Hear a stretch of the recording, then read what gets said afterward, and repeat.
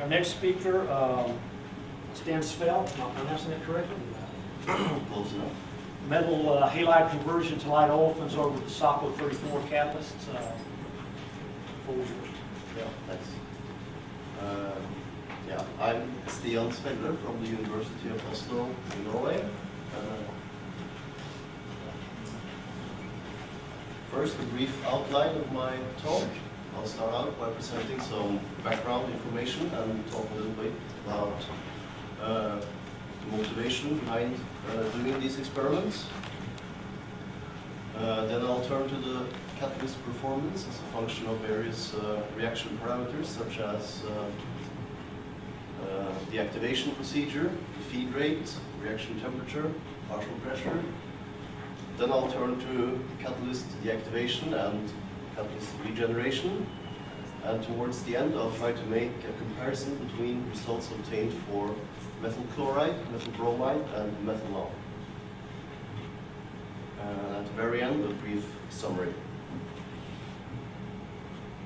Okay, as you all know, there are several possibilities for the upgrading of gas and coal to fuels or olefins. For instance, Fischer-Tropsch, as we've heard quite a lot about today, or routes that go via methanol. This is outlined in this chart where we start out on the left-hand side with either coal or gas. And as you move towards right, you produce synthesis gas, make methanol. And you can choose either of these two boxes if you want to make either gasoline or olefins. Now, the conversion of methyl halides to hydrocarbons represents part of an alternative approach, which has strong similarities to these methanol reactions. This is outlined by these two boxes. You start out by making methyl halides, and then you convert your methyl halides into olefins over zeolite or zeolite-like catalysts. So these three reactions have a lot in common, and today I'll talk about this bottom reaction, the conversion of methyl halides to olefins.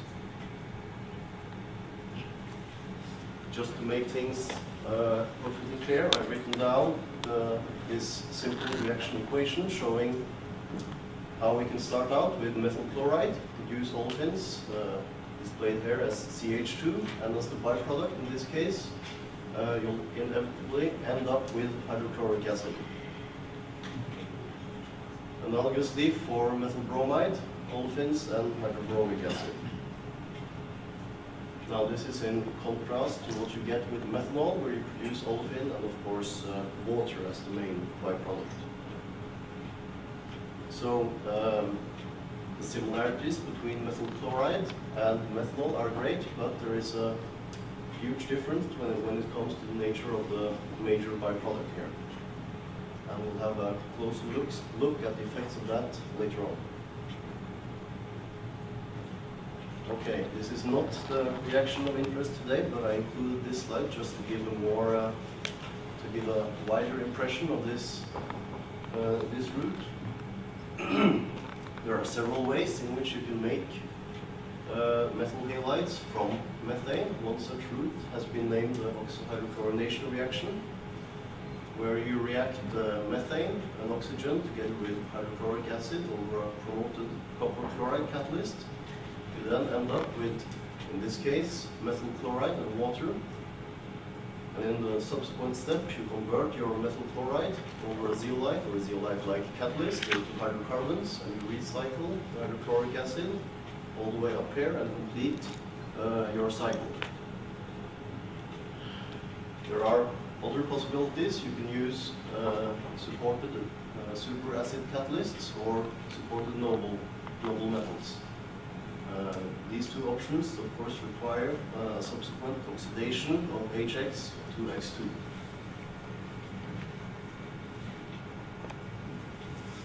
Okay, on this slide I've collected some of the experimental details. The catalyst of choice is the SAPO-34 catalyst, which is the favored methanol to olefins catalyst. It consists of a series of fairly large cages which are connected via relatively narrow 8-ring windows. And I must emphasize that these are preliminary experiments, so at the end of this talk there won't be an answer with 2 lines under it.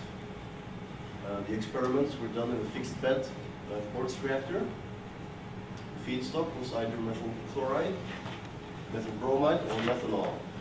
The experiments were conducted at either 1 bar or 0.1 bar, and the reaction temperature was varied between 300 and 450 degrees.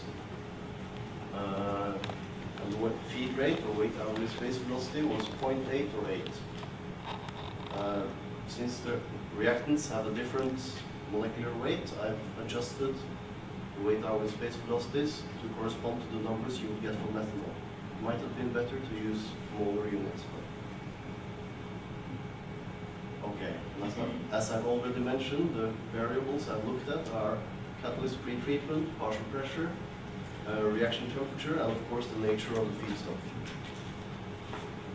Some additional experiments were conducted in order to characterize the chemical compounds that cause the catalyst deactivation. This was done by quenching the reaction at a given time on stream and then dissolving the SAPO-34 in hydrofluoric acid, like that.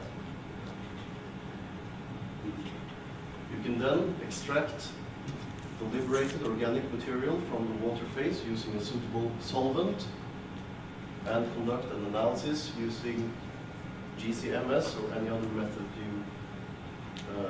you have available.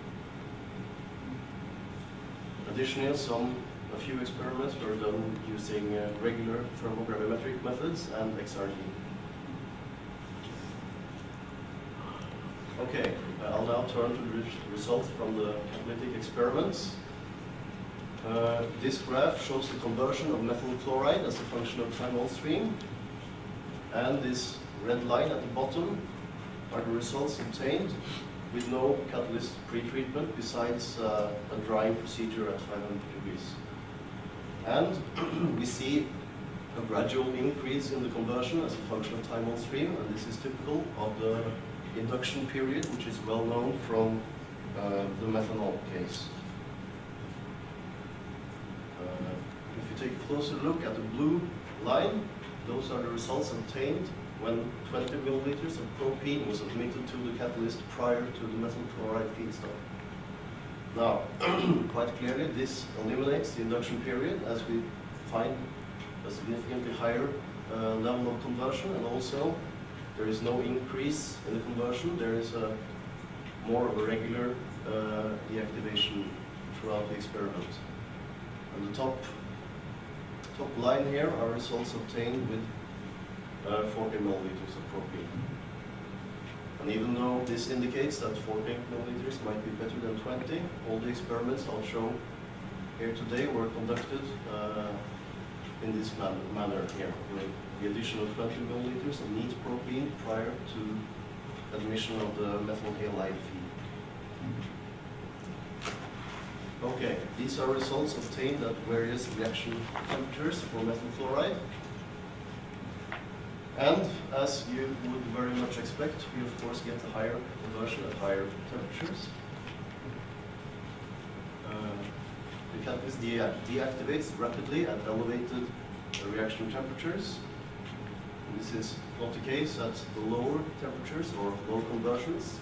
This bottom line, which constitutes the results obtained at 300 degrees, we see that the SAPO-34 catalyst has 50% of the initial activity after 24 hours on stream. Okay, let's take a closer look at the products formed from methyl chloride at various reaction temperatures. These histograms show the results at these temperatures. And the first impression, of course, is that this is the typical methanol to olefins product spectrum. At higher reaction temperature, you get a shift towards lighter products, as you would expect based on the thermodynamics of this thing. There is a tendency towards formation of fluorinated products. The most prominent fluorinated products are isopropyl chloride and butyl chloride. And typically, this compound constitutes from 0 to 2% of the total propene yield. And this far, we've been able to establish that there seems to be more chlorination at higher reactant partial pressures, which is what you might expect based on the molecularity of the reaction in which hydrochloric acid is added to the propene molecule. The yield of chlorinated products also depend on the other reaction parameters, but we haven't been able to determine any exact relationship yet. Yeah, and in addition to these products shown here, there is formation of some saturated hydrocarbons and some heavier olefins.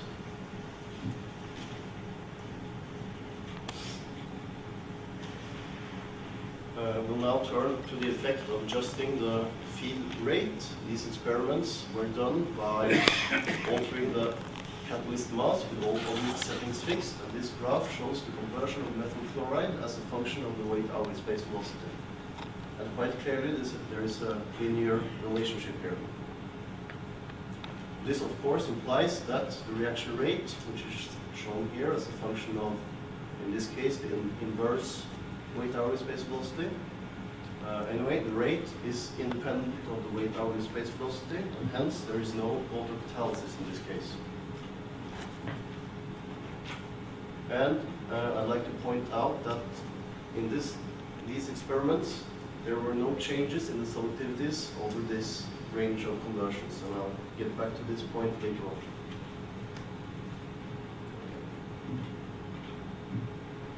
But first, I'll talk a little bit about the effects of adjusting the reactant partial pressure. This is the rate of conversion as a function of partial pressure ranging from 0.05 to 0.35 bars of methyl chloride. Time on stream on the x-axis, and we find that the reaction is very close to first order with respect to methyl halide pressure at and above 350 degrees. And this is not very evident from this figure, but at temperatures around 300 and possibly lower, we find that the reaction order is drops and becomes significantly smaller than 1. Also in this set of experiments, there were very small changes in the product cell activities. Okay, now I'll turn to the regenerability of the catalyst. This graph shows the conversion as a function of time on stream. The main question here is whether or not the SAPO-34 catalyst can withstand the hydrochloric acid, which is formed as the main byproduct. Therefore, we conducted 5 sets of experiments, and the catalyst was regenerated in air overnight at 550 degrees. If we compare results from the first run with the results from the second run, there is a loss in the overall activity. And if I add the second, and third, fourth, and fifth run, we see that the lines are basically identical, except for a loss in the initial activity, which is summarized in this table. We start out at about 75% and end up at 60. Okay, these are results obtained when applying the catalyst dissolution procedure I outlined previously. This is a total ion GCMS chromatogram, and which then gives a picture of the coke compounds present inside the catalyst. And we find some benzenes with varying amounts of methyl groups, significant amounts of naphthalenes, anthracene, the most prominent peak corresponds to pyrene, and the heaviest prominent peak can be attributed to methylpyrene. That's an interesting point. We couldn't detect any halogenated compounds to be dominant among these various coke molecules. Okay, I'd now like to compare methyl chloride with methyl bromide. These histograms show the initial conversion at various reaction temperatures, and it seems to be the case that we get higher conversions for methyl chloride than for methyl bromide. If you look at the selectivities, the red bars correspond to methyl bromide, the green ones correspond to methyl chloride. There seems to be a slightly higher ethylene selectivity for methyl bromide than for methyl chloride. And this difference might be too large to be ascribed solely to the difference in conversion here. I showed you previously that the conversion had little influence on the product selectivities. And this, of course, raises the question, is methyl bromide more selective towards ethylene than methyl chloride? Presently, we need more experiments in order to give a conclusive answer to this. Finally, a comparison of the methyl halide with methanol. These are results for methyl chloride and methyl bromide, the same as before, slightly lower conversions for methyl bromide. I replaced the methyl bromide chart with results obtained for methanol at identical conditions, and the difference is quite striking. The conversions are significantly much higher for methanol. In fact, at 300 degrees, the initial conversion is 25 times higher than for methyl chloride. Okay, the summary. The methyl halides yield the typical methanol to olefins product spectrum. The catalyst appears to be stable with respect to regeneration, at least within the 5 cycles we used. There might be a small difference in reactivity and also selectivity among methyl bromide and methyl chloride. We saw that there was a significant induction period which could be overcome by this pre-treatment procedure. The reaction is close to first order, and we found a much greater reactivity for methanol than for the methyl halides. Finally, I'd like to acknowledge Sharmala for having done most of these experiments, the Research Council for funding the research, these guys in the middle here, and you for your attention. Thank you.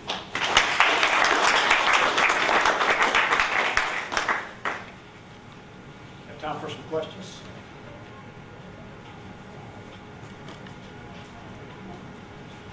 If not, yes, go ahead. Yes. Do you happen to know anything about the crystal size of the sappo-34? No, I'm afraid I don't.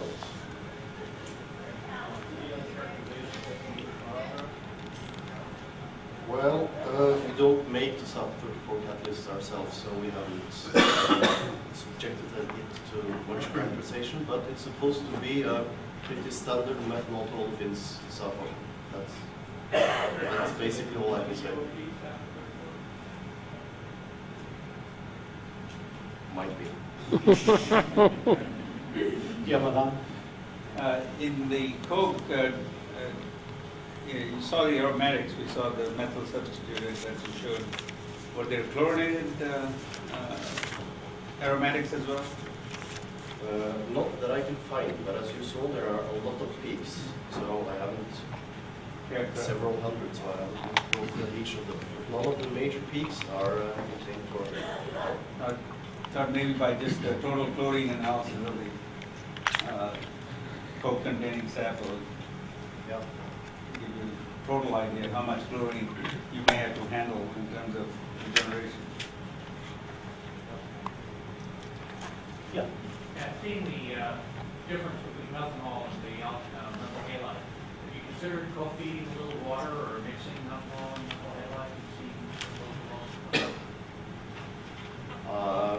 I don't think that's a good idea, because then you get water and hydrochloric acid at the same time, and then you're in trouble.